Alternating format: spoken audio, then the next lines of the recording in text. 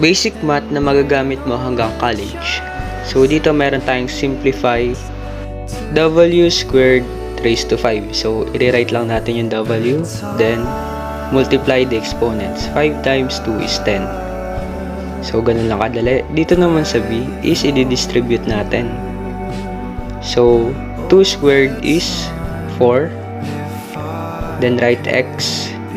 2 times 2 is 4. Sa c naman, i-distribute natin yung 3. So, 3 cube. 3 cube is 3 times 3 is 9 times 3, 27. So, sa x naman, 3 times 2 is 6. Rewrite y, then 3 times 3 is 9. So, sa d naman, 4 raised to 4.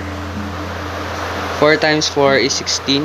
Times 4 is 64. Times 4 is 256. Then, rewrite p. 4 times 3 is 12. Rewrite q. Then, 4 times 5 is 20. And that's the answer. Nice. Now, try this.